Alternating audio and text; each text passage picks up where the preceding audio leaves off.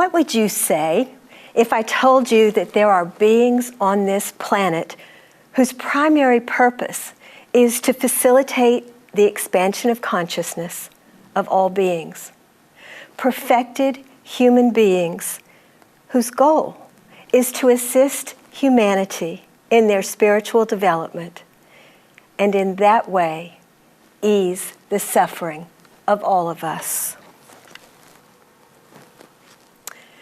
A discussion about these beings may be somewhat controversial. Because they are rarely seen, some people may believe that they are simply figments of another's imagination, or an individual's need for a personalized deity, or even a wish for a paradise in which someone rescues us from suffering. Any of these things may be true, or maybe not. As seekers on the path of truth, it is important that we suspend our need to see to believe. As Hamlet says to his friend Horatio in the play by William Shakespeare, "There are more things in heaven and earth, Horatio, than are dreamt of in your philosophy." Throughout the ages, there have been elders, wise ones, sages, who embody spiritual knowledge and share what many refer to as the ageless wisdom or the perennial philosophy. If we were to meet one of them, they would immediately be known by their very special nature, recognizable by the innate strength, compassion, wisdom, and love that emanates from them. Many names have been given to these great teachers. Within the Theosophical teachings, these wise ones are referred to in several ways: the Mahatmas, the Masters, or Adepts. H.P. Blavatsky, co-founder of the Theosophical Society, introduced the concept of the Mahatmas to the Western world in the latter half of the 19th century. The word adept derives from the Latin adeptus, meaning one who has obtained. H.P. Blavatsky defines adept as, quote, "in occultism, one who has reached the stage of initiation and become a master in the science of esoteric philosophy." The term Mahatma is from Sanskrit. Maha means great, and Atma means soul. Therefore, Mahatma means great soul.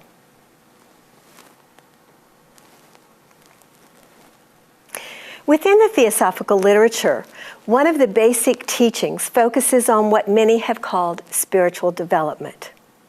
H.P. Blavatsky, in Volume 2 of her magnum opus, The Secret Doctrine, states that there is, quote, "an inherent law of progressive development." While this teaching has tremendous depth, far beyond the scope of our program tonight, we'll examine it briefly as it relates to our topic.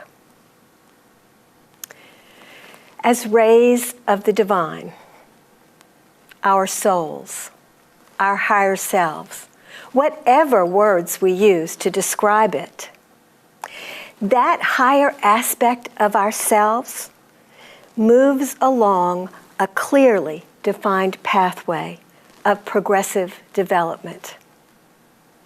When this higher aspect takes on a physical form, we begin to have experiences in the physical world.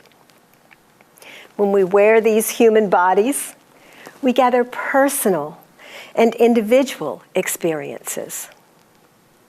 And it is through these experiences that we learn and grow and continue to expand our consciousness. We begin to experience this world as a self-conscious entity, moving along the path of progressive development. The teaching of reincarnation, from a theosophical perspective, is predicated upon the law of progressive development. This esoteric perspective tells us that our souls are on a spiritual pilgrimage, incarnating in physical forms through lifetime after lifetime. In each lifetime, we are learning, growing, expanding our consciousness, moving forward on the path of spiritual or progressive development.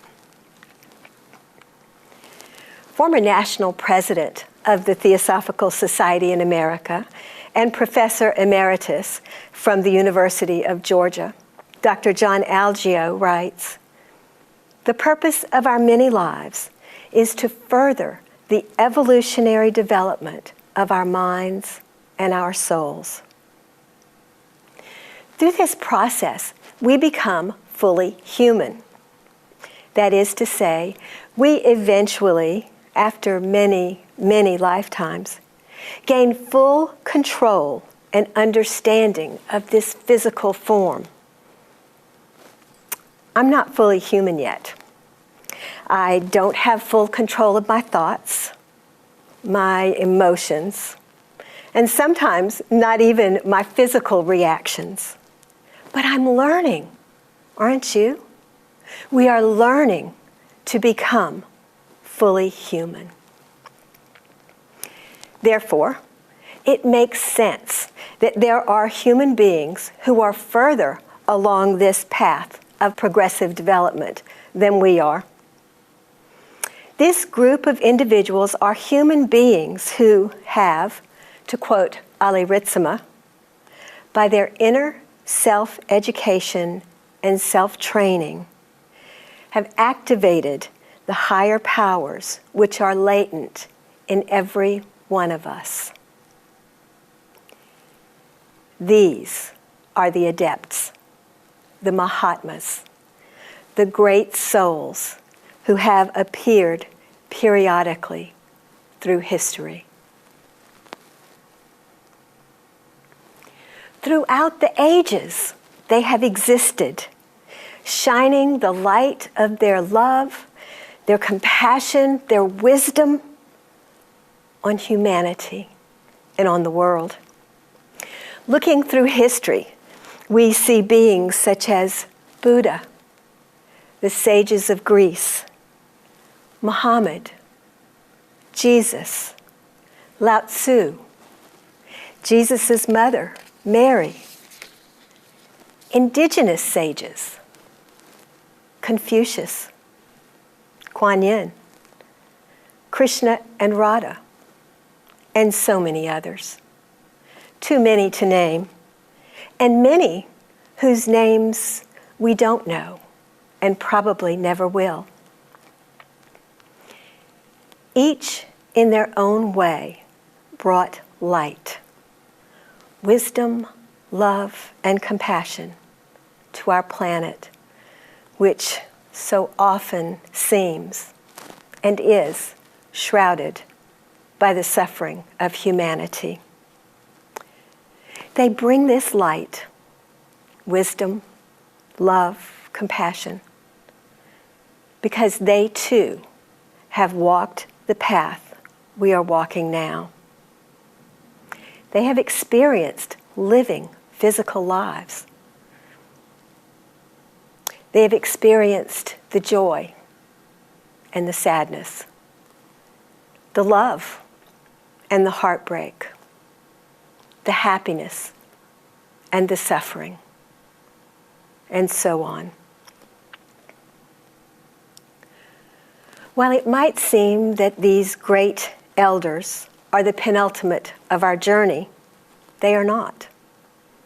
Progressive development does not end with becoming fully human. Development continues according to the esoteric philosophy. Radha Bernier, former international president of the Theosophical Society, tells us, humanity, as it is today, is not the end of the process of evolution. Theosophical writing declares that there is further unfoldment before us. So if becoming fully human is not the end of our journey, then why are these elders still here, ostensibly in physical bodies? In his 2011 article in Quest magazine, Pablo Sender writes, "The fact that the Mahatmas retain their bodies is of great importance. They are enlightened yogis, similar in certain respects to those traditionally known in the East. But there is a difference. An enlightened one, after having realized truth, has gained the right to merge with the all in a state of absolute bliss called moksha or nirvana. This prevents that person from being in touch with humanity, since in order to do so, he must abandon the lower vehicles of consciousness. By contrast, the Theosophical masters, out of compassion, decide to give up entering into nirvana so that they may remain able to help us in our struggle to realize truth. The Mahatmas are, in this respect, what the Mahayana Buddhists call bodhisattvas. They choose to retain the body, not because of any fault in their development, but as an act of self-sacrifice. Possessing a physical body subjects the adept to certain unavoidable limitations. As Blavatsky said, they are living beings, born as we are born, and doomed to die like every mortal. Being perfect yogis, they have learned how to take care of their bodies so that they can live much longer than ordinary human beings. Nevertheless, the bodies must eventually die. Continuing Bernier's quote, she tells us, "In the liberated adept or master, the virtues, which are of the very nature of consciousness, have flowered into perfection, as their consciousness has bloomed fully in perfect measure, revealing powers as yet latent in the average person. They are perfect in wisdom, compassion, love, and selfless purity. Purity implies the total absence of the sense of a separate self. Perfect love implies not choosing, not giving love in return for something else. However, these great beings have made a conscious choice not to move forward, but rather to remain in physical bodies on the planet in order to facilitate the continuing growth of humanity. According to the occult teachings, then, the Mahatmas retain physical bodies and sacrifice their own movement into nirvana in order to help humanity. They make a conscious choice. Maintenance of these physical bodies requires a distancing from humanity with our swirling thoughts and emotions. I hope that's clear in the slide, the swirling that goes on around us individually and then collectively as a whole. Ali Ritsema writes that because, quote, a Mahatma is aware of the fact that emotions and passions are wasting his life force, he will avoid them. To be able to do his work properly, he has to protect his powers and therefore will live outside the influence of the masses. This is the reason why a Mahatma is able to make much longer use of his or her body and will become much older than, quote, normal people. However, even though the Mahatmas do keep a distance from humanity, through the years, some individuals have had physical contact with the Mahatmas. I'll share just a few of the recorded instances of these experiences. In her book, Reminiscences of HPB, Countess Constance Wachtmeister wrote about HPB's experiences upon meeting the Mahatma, referred to as Morya. She writes, during her childhood, Madame Blavatsky had often seen near her an astral form that always seemed to come in any moment of danger and save her just at the critical point. HPB had learnt to look upon this astral form as a guardian angel and felt that she was under his care and guidance. In London, in 1851, she was one day out walking when, to her astonishment, she saw a tall Hindu in the street with some Indian princes. She immediately recognized him as the same person that she had seen in the astral. Her first impulse was to rush forward to speak to him, but he made a sign to her not to move, and she stood as if spellbound while he passed on. The next day, she went into Hyde Park for a stroll, that she might be alone and free to think over her extraordinary adventure. Looking up, she saw the same form approaching her. And then her master told her that he had come to London with the Indian princes on an important mission, and he was desirous of meeting her personally, as he required her cooperation in a work which he was about to undertake. He then told her how the Theosophical Society was to be formed and that he wished her to be the founder. He gave her a slight sketch of the troubles she would have to undergo and also told her that she would have to spend 3 years in Tibet to prepare for this important task. HPB decided to accept the offer made to her and shortly afterwards left London for India.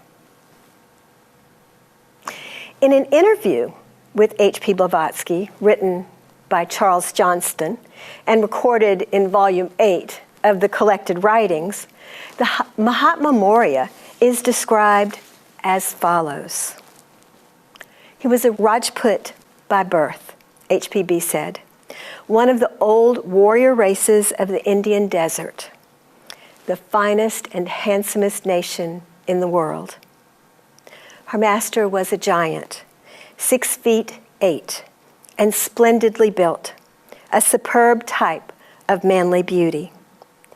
Even in the picture that HPB had, there is a marvelous power and fascination, the force, the fierceness even of the face, the dark, glowing eyes which stare you out of countenance, the clear-cut features of bronze, the raven hair and beard, all spoke of a tremendous individuality, a very Zeus in the prime of manhood and strength. I asked her something about her age. She answered, "My dear, I cannot tell you exactly, for I do not know. But this I will tell you. I met him first when I was 20 in 1851. He was in the very prime of manhood then." I am an old woman now, but he has not aged a day. He is still in the prime of manhood. That is all I can say. You may draw your own conclusions. In a letter from Henry Steele Olcott to Allen Hume about the Mahatmas, printed by Mr. Hume in his book Hints on Esoteric Theosophy, Olcott writes about meeting the Mahatma Maurya. He says, "One evening at New York, after bidding HPB good night, I sat in my bedroom, finishing a cigar and thinking. Suddenly, there stood my Chohan beside me. The door had made no noise in opening, if it had been opened, but at any rate, there he was. He sat down and conversed with me in subdued tones for some time. And as he seemed in excellent humor toward me, I asked him a favor. I said I wanted some tangible proof that he had actually been there and that I had not been seeing a mere illusion or Maya conjured up by HPB. He laughed and unwound the embroidered Indian cotton turban he wore on his head, flung it to me, and was gone. That cloth I still possess, and it bears in one corner the initials of my Chohan in thread work. That turban, by the way, is in the archives at the international headquarters of the Theosophical Society in Adyar, Chennai, India. Colonel Olcott also writes about another meeting with the Mahatma in July 1879 in Bombay, India. He says, "One day at Bombay, I was at work in my office when a Hindu servant came and told me that a gentleman wanted to see me in Madame Blavatsky's bungalow, a separate house within the same enclosure as the main building. This was one day in 1879. I went and found alone there my teacher. Madame Blavatsky was then engaged in animated conversation with other persons in the other bungalow. The interview between the teacher and myself lasted about 10 minutes, and it related to matters of a private nature with respect to myself and current events in the history of the Theosophical Society.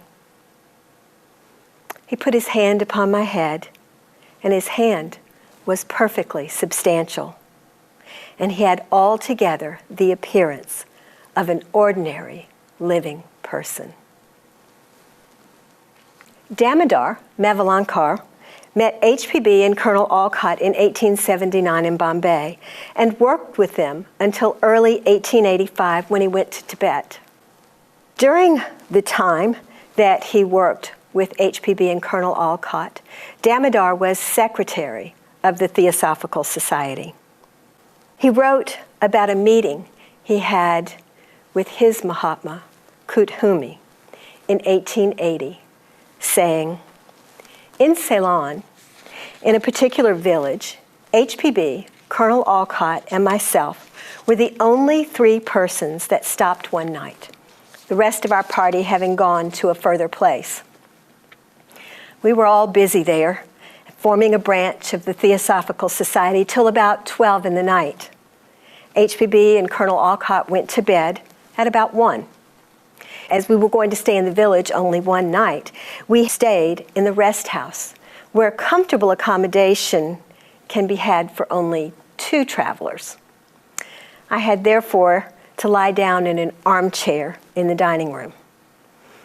I had scarcely locked the door of the room from the inside and laid myself in the chair when I heard a faint knock at the door.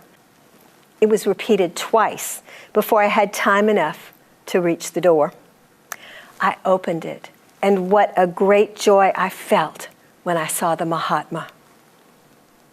In a very low whisper, he ordered me to dress myself and to follow him. At the back door of the rest house is the sea. I followed him as he commanded me to do. We walked about 3/4 of an hour by the seashore. Then we turned in the direction of the sea. All around there was water, except the place we were walking upon, which was quite dry. He was walking in front, and I was following him. We thus walked for about 7 minutes when we came to a spot that looked like a small island. On the top of the building was a triangular light. From a distance, a person standing on the seashore would think it to be an isolated spot which is covered all over by green bushes. There is only one entrance to go in. After we reached the island, we came in front of the actual building. There, in a little garden in front, we found one of the brothers, the other Mahatmas, sitting. I had seen him before, and it is to him that this place belongs. The Mahatma seated himself near him, and I stood before them. We were there for about half an hour. The half hour was finished, and the time for our leaving was near. The master of the place, whose name I don't know, placed his blessing hand over my head, and then the Mahatma and I walked off. We came back near the door of the rest house, near the room wherein I was to sleep, and the Mahatma suddenly disappeared there on the spot. The Mahatma Kuthumi is described as wearing the following type of body: a Kashmiri Brahmin, as fair in complexion as the average Englishman. He has flowing hair, and his eyes are blue and full of joy and love. His hair and beard are brown, which, as the sunlight catches it, becomes ruddy with glints of gold. His face is somewhat hard to describe, for his expression is ever-changing as he smiles.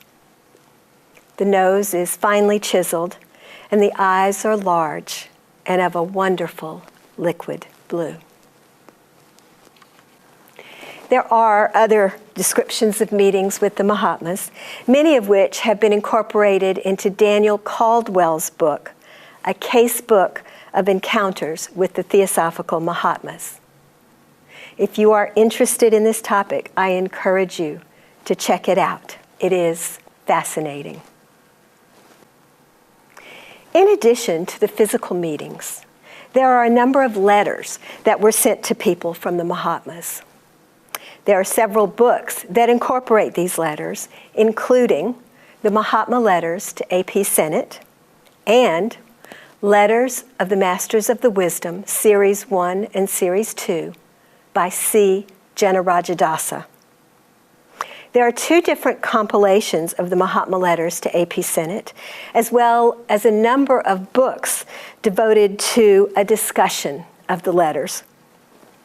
One compilation was done by A. Trevor Barker, and the other was compiled by Vic Hao Chin. Chin's compilation is based on the chronology of the letters, while Barker's compilation is arranged by topic. Therefore, when you look at the letters, you will see that they are described as being from the Barker edition or the Chin edition. The letters to A.P. Sennett currently reside in the British Museum. According to Ed Abdul in his book, Masters of Wisdom, the original letters from the Mahatmas were donated to the British Museum and are, quote, now housed in the British Library there. It is possible to see them upon appointment. He tells us that the museum accepted the letters for 3 basic reasons. Historical interest. India was ruled by the British during this time frame, and the Theosophical Society was an important component in India during those times. 2. The museum handwriting experts examined the letters and determined that they were not written by Blavatsky. And 3, letters that were precipitated, that is, arrived in some way other than hand-delivered or by post, look as though the ink had been embedded in the paper. It looks as if the paper and ink were produced at the same time. Many of the letters are written by the Mahatma Kuthumi, frequently referred to as the Mahatma KH. Although Mahatma Maurya, frequently referred to as the Mahatma M, did write some of them. The letters themselves are fascinating, sharing wisdom and explanations of many aspects of the ageless wisdom. A few examples. In letter number 88, in the chronological version, the Mahatma Kuthumi responds to questions from A.P. Sinnett about the nature of God and evil. The Mahatma writes, "Neither our philosophy nor ourselves believe in a God, least of all in one whose pronoun necessitates a capital H. Our philosophy falls under the definition of Hobbes. It is preeminently the science of effects by their causes, and of causes by their effects. And since it is also the science of things deduced from first principle, as Bacon defines it, before we admit any such principle, we must know it, and have no right to admit even its possibility. Our doctrine knows no compromises. It either affirms or denies, for it never teaches but that which it knows to be true. Therefore, we deny God both as philosophers and as Buddhists. We know there are planetary and other spiritual lives, and we know there is in our system no such thing as God, personal or impersonal. Parabrahm is not a God, but absolute, immutable law. The word God, in quotation marks, was invented to designate the unknown cause of those effects which humanity has either admired or dreaded without understanding them. The idea of God is not an innate, but an acquired notion. Later, in the same letter, he writes, "Food, sexual relations, drink are all natural necessities of life, yet excess in them brings on disease, misery, suffering, mental and physical, and the latter are transmitted as the greatest evils to future generations. Therefore, it is neither nature nor an imaginary deity that has to be blamed, but human nature made vile by selfishness." In a letter from the Mahatma Maurya, number 42 chronologically, he discusses psychic phenomena in relation to the path of occultism, writing, "Alas, try to break through that great Maya illusion against which occult students the world over have always been warned by their teachers, the hankering after phenomena. Like the thirst for drink and opium, it grows with gratification. If you cannot be happy without phenomena, you will never learn our philosophy. I will tell you a profound truth in saying that if you but choose wisdom, all other things will be added unto it in time." Clearly, psychic phenomena is a distraction from the ageless wisdom. However, an understanding of phenomena comes in time when one chooses the path to truth.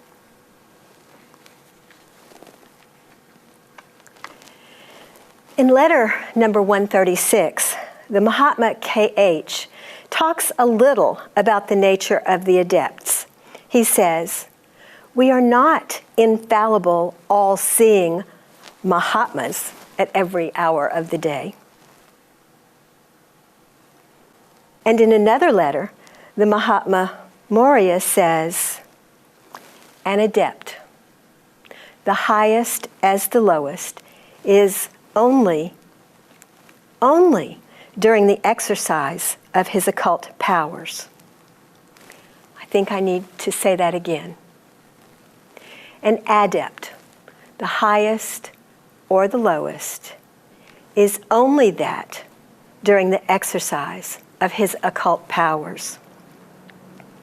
Whenever these powers are needed, the sovereign will unlock the key to the inner man, the adept. The smallest exercise of occult powers, then, as you will now see, requires an effort.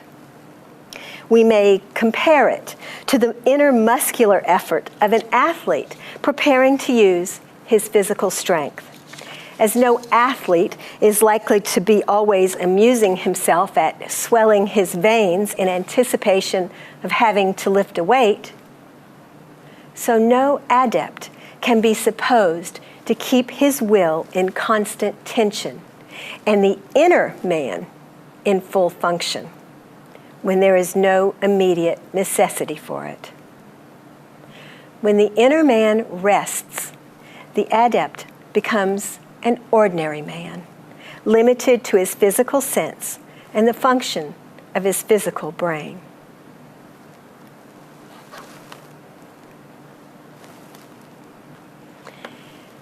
In letter number 112, chronologically, the Mahatma K.H. talks of the work of the Mahatmas, saying that their, quote, prime duty is of gaining knowledge and disseminating through all available channels such fragments as mankind in the mass may be ready to assimilate. It's important that we talk a little bit more in detail about their work, at least as much as is possible. In the esoteric writings of T. Subba Rao, the author states, "The adept hierarchy is as strictly a product of nature as a tree is.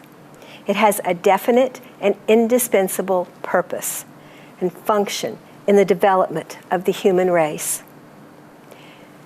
This function is to keep open the upward path through which descend the light and leading, without which our race would require to make each step by the wearisome, never-ending method of trial and failure in every direction until chance showed the right way. In fact, the function of the adept hierarchy is to provide religious teachers for the stumbling masses of mankind."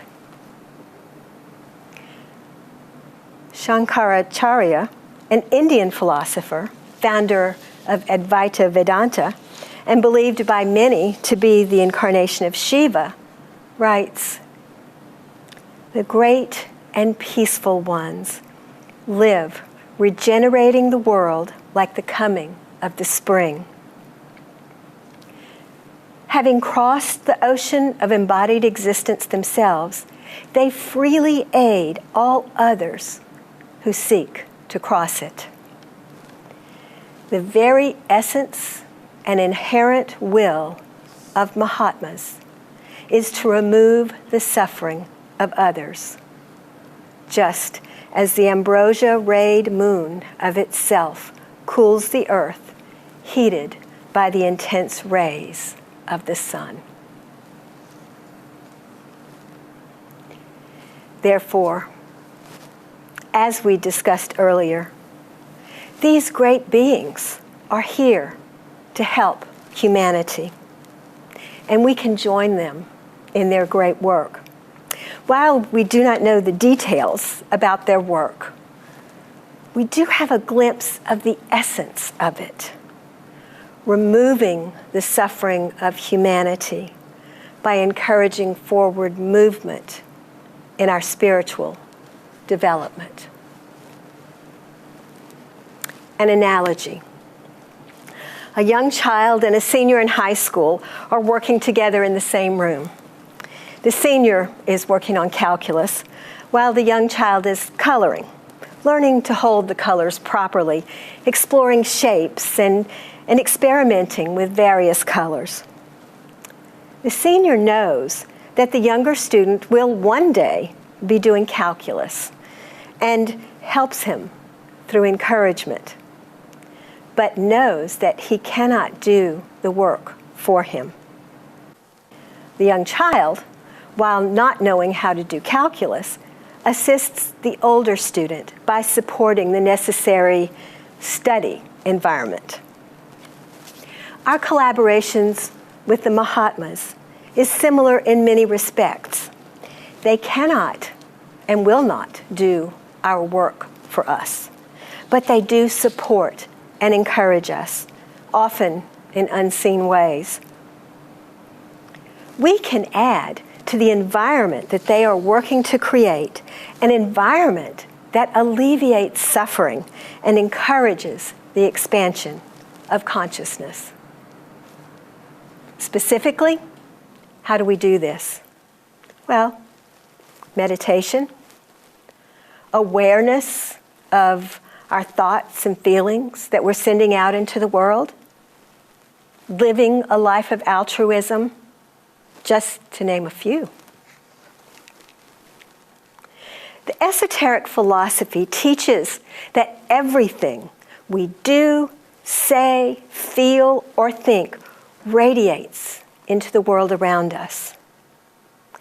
All living beings in this world are interconnected, and our actions, words, feelings, and thoughts have an impact.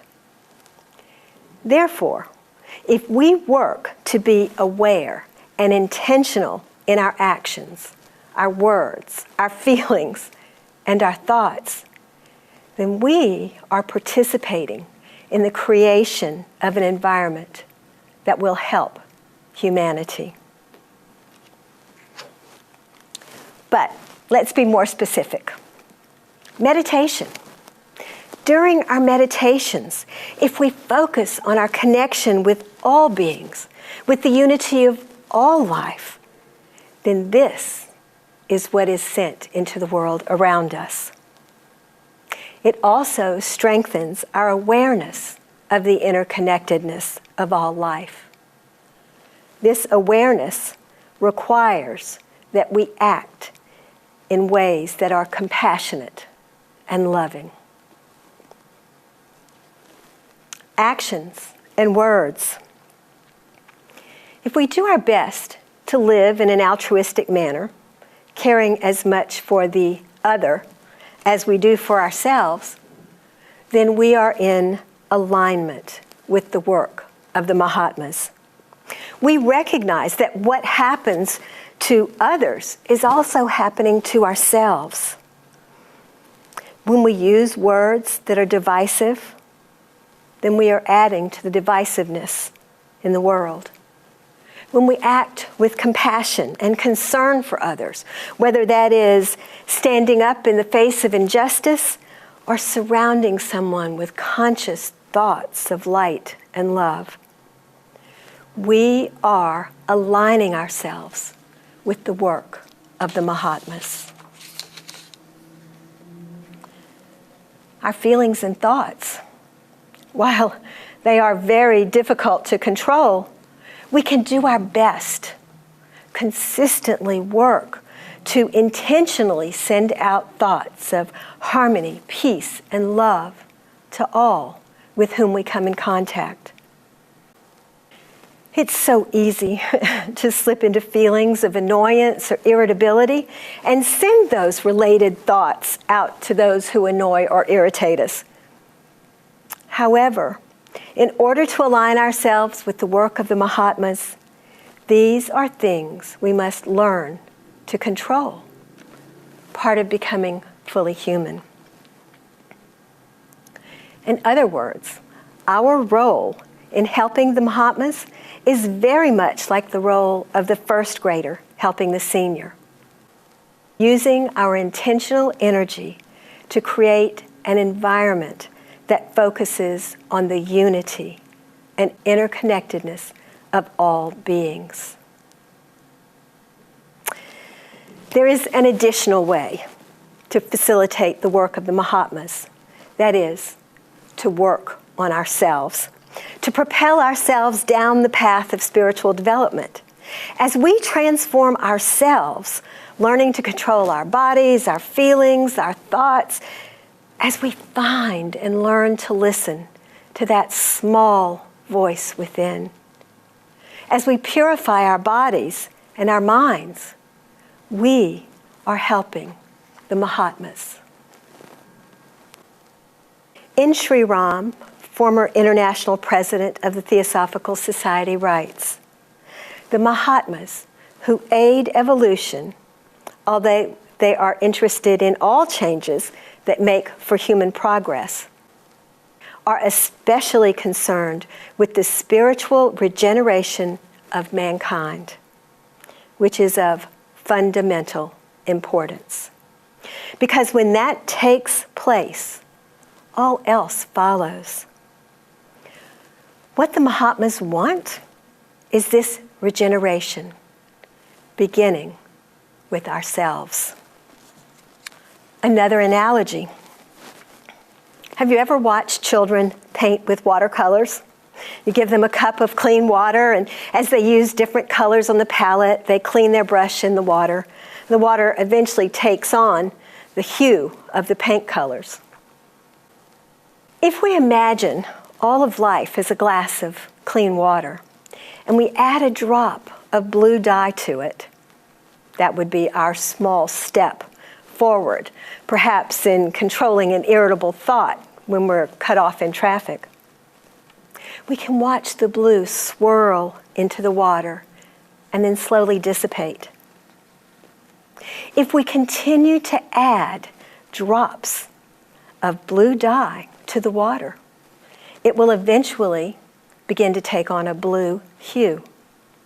And if we continue this process, the water will eventually become blue rather than clear. If we perceive that all living beings are interconnected, that we are all one in our essence, then we are like that glass of water. Every time one of us takes even the smallest step towards spiritual self-transformation, a small change occurs within the whole. It's a slow process, so we don't necessarily see the changes, but we know that with the change, with enough drops of the blue dye, the whole will change.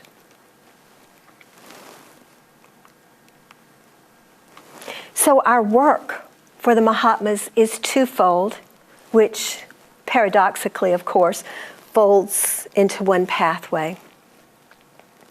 Conscious and intentional actions, thoughts, and feelings directed toward the recognition of the unity of all beings, that is, living a life of altruism.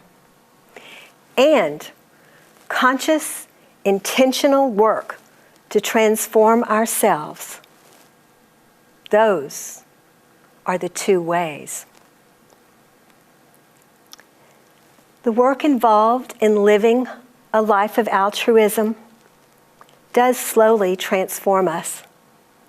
Therefore, the two avenues of help become one pathway, a pathway toward assisting in the work of the Mahatmas, which is alleviating suffering in the world through the expansion of consciousness, through an awareness of our ultimate unity and interconnectedness.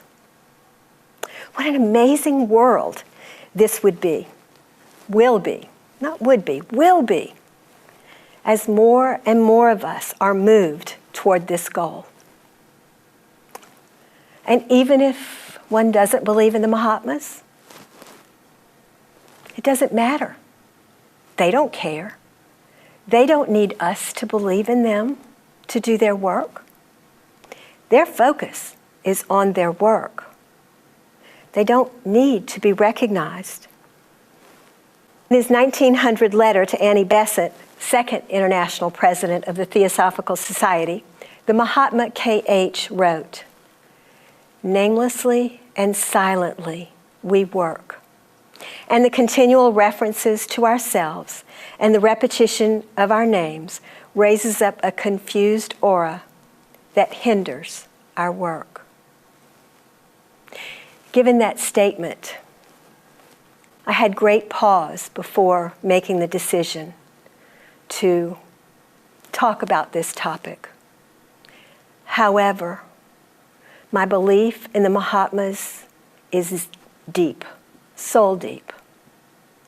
And my belief in the urgency of helping them